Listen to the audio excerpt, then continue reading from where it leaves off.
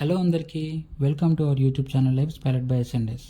ఈరోజు మన వీడియోలో విజయ్ సేతుపతి మరియు సూరి గారు యాక్ట్ చేసిన మూవీ విడుదలై పార్ట్ 1 రీక్యాప్ గురించి డీటెయిల్గా డిస్కస్ చేద్దాం. ఈ మూవీ తెలుగులో విడుదల అనే నేమ్తో రిలీజ్ చేశారు. ఈ మూవీకి డైరెక్టర్ వెట్రిమారన్ గారు. ఆయన మూవీస్ గురించి మీలో చాలామందికి తెలిసి ఉంటుంది. వడా చెన్నై, అసురన్, విసర్ణ ఇలాంటి మూవీస్ని రియల్ ఇన్సిడెంట్స్ని బేస్ చేసుకొని మనకి ఎమోషనల్గా కనెక్ట్ అయ్యేలాగా డైరెక్ట్ చేసిన డైరెక్టరే వెట్రిమారన్ గారు. ఆయనకి నేషనల్ అవార్డు కూడా వచ్చింది. ఆయన డైరెక్ట్ చేసిన నెక్స్ట్ మూవీ విడుదల పార్ట్ 2. ఈ మూవీ ఈ December 28, 2024 రిలీజ్ అవబోతుంది. అందుకే ఈ రీక్యాప్ వీడియో చేస్తున్నాం.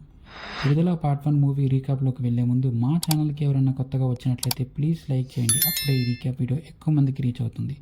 Moving on to the video. ఈ మూవీ 1987 ఇయర్లో జరిగిన రియల్ ఇన్సిడెంట్స్ని బేస్ చేసుకొని తీసిన మూవీ. తమిళనాడులో ఒక 3 డిస్ట్రిక్ట్స్లో ప్రజాదళం అనే ఒక గ్రూప్ ఉండేది. అన్నలు అంటారు కదా, అలాంటి ఒక గ్రూప్ అన్నమాట. వాళ్ళు పోలీసులకు యాంటీగా సాయుధ పోరాటం చేస్తుంటారు. ఆ డిస్ట్రిక్ట్స్లో ప్రజాదళం ఉండటం వల్ల వ్యాపారం చేయడానికి కూడా భయపడి అందరూ అక్కడి నుంచి దూరంగా వెళ్ళిపోయేవారు. అక్కడ అర్వపురి అనే ఒక డిస్ట్రిక్ట్ కొండల్లో మినరల్స్ ఎక్స్ట్రాక్ట్ చేయడానికి ప్రైవేట్ మైనింగ్తో లింకప్ చేసుకుంటుంది గవర్నమెంట్. అలా చేస్తే 10,000 మందికి పని దొరుకుతుందని అక్కడ ప్రజలకి చెప్పి ఒప్పిస్తారు. కానీ ప్రజాదళం దాన్ని వ్యతిరేకించి పోలీసులతో ఫైట్ చేస్తారు. అప్పుడు ఒక స్పెషల్ టీమ్ని గ్రూప్స్గా డివైడ్ చేసి వాళ్ళకి ఏబిసి అలా కంపెనీస్ నేమ్స్తో పంపిస్తారు. అలా అక్కడికి ఈ కంపెనీ టీం వచ్చి చెక్ పోస్టులు పెట్టి ప్రజాదళం వాళ్ళని రానివ్వకుండా స్ట్రిక్ట్గా చూసుకుంటారు. మళ్ళీ మైనింగ్ స్టార్ట్ చేద్దామని చూస్తారు గవర్నమెంట్. అప్పుడు అక్కడ ఒక ట్రైన్ యాక్సిడెంట్ జరుగుతుంది. బాంబ్ పెట్టి పేల్చినట్టు ఆ ట్రైన్ మీద ఎవరో రాస్తారు. మైనింగ్ని అడ్డుకోవడానికి ప్రజాదళం వాళ్ళ ఇదంతా చేశారని గవర్నమెంట్ అనుకుంటుంది. ఆ ట్రైన్లో చాలామంది చనిపోతారు. కొంతమందివి కాళ్ళు చేతులు విరిగిపోయి చాలా దారుణంగా ఉంటుంది ఈ సీన్. ఈ ట్రైన్ సీక్వెన్స్ మొత్తం 6 minutes ఉంటుంది. అది మొత్తం సింగిల్ టేక్లోనే తీశారు వెట్రిమారన్ గారు. ఇలాంటి సింగిల్ టేక్స్ ఇంకా మూవీలో చాలానే ఉన్నాయి. ఈ ప్రజాదళం హెడ్ పెరుమాల్ కానీ అతను ఎలా ఉంటాడో గవర్నమెంట్కి పోలీసులకి తెలియదు. పోలీసులు పెరుమాల్ని టార్గెట్ లాగా పెట్టుకొని ఒక ఆపరేషన్ టీంని రెడీ చేస్తారు. పెరుమాల్ ఎవ్వరికి ఎలా ఉంటాడో తెలియదు కాబట్టి అందరూ అతన్ని గోస్ట్ అని అంటారు. అందుకే పోలీసులు ఆపరేషన్ గోస్ట్ హంటర్ అని టీంకి నేమ్ పెడతారు.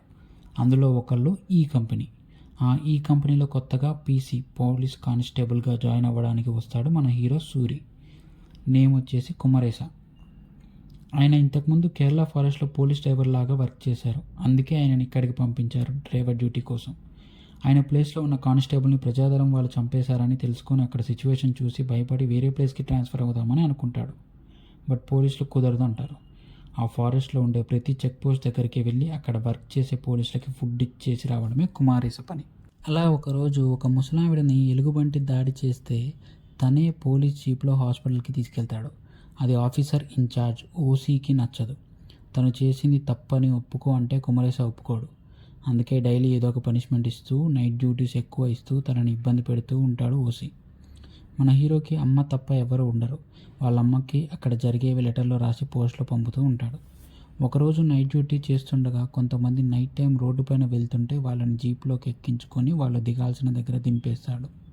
వాళ్ళు ప్రజాదళం వాళ్ళని తెలియక అలా చేస్తాడు. కుమరేస చాలా మంచివాడు. అందుకే అందరికి హెల్ప్ చేస్తూ ఉంటాడు. కానీ వాటి వల్ల వచ్చే ప్రమాదాలు అతనికి తెలియదు. ఎలుగుబంటి దాడి చేసిన ముసలావిడకి ఒక మనవరాలు ఉంటుంది. తనే హీరోయిన్. తన నేమ్ తమిళిసై.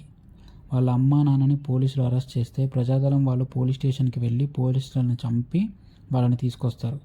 అప్పటికే పోలీసులు వాళ్ళ అమ్మని స్టేషన్లోనే బట్టలు లేకుండా ఒక రూమ్లో ఉంచుతారు. చాలా దారుణంగా హీరోయిన్ వాళ్ళ అమ్మా నాన్నని హింసిస్తారు.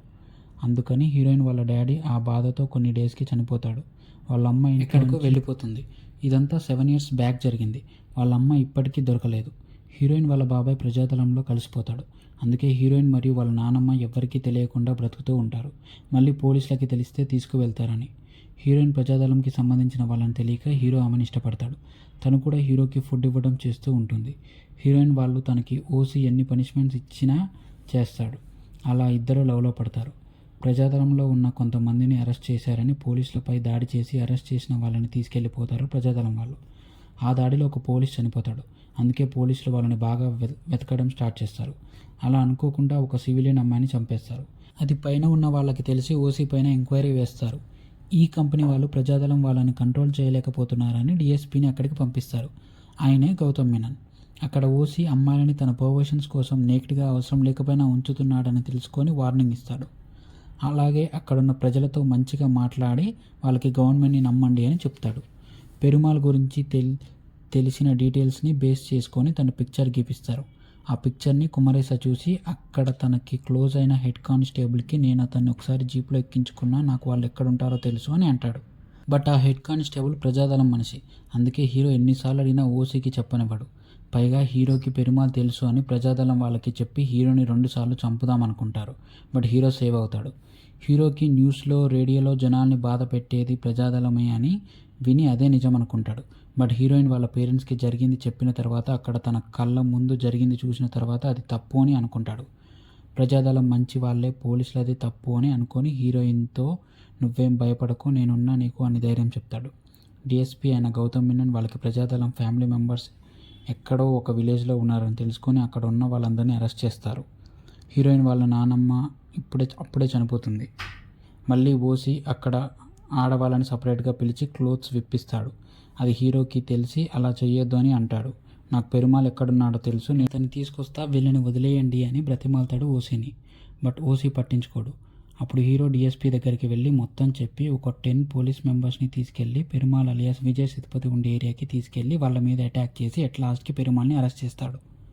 అలా పెరుమాళ్ని అరెస్ట్ చేయడం వల్ల తన లైఫ్ ఎలా చేంజ్ అవుతుంది, హీరోయిన్ వాళ్ళకి ఏమైంది అనేది విడుదల పార్టులో చూసి తెలుసుకోవాలి. Vetrimaaran sir direction and screenplay కానీ, hero and Vijay Sethupathi characterisation కానీ చాలా బాగా డిజైన్ చేశారు. మనం తెలియకుండానే ఆయన క్యారెక్టర్స్కి ఎంపతి ఫీల్ అయ్యేలా చేస్తారు. విడుదల పార్ట్ డిసెంబర్ 28న రిలీజ్ అవుతుంది. వెళ్ళి థియేటర్స్లోనే చూడండి. This is the end of the video. మరిన్ని వీడియోస్ కోసం మా ఛానల్ని లైక్ అండ్ సబ్స్క్రైబ్ చేసి పక్కన ఉన్న గంటని క్లిక్ చేయండి. మేము వీడియోస్ పెట్టగానే మీకు నోటిఫికేషన్ వస్తుంది. Thanks for watching.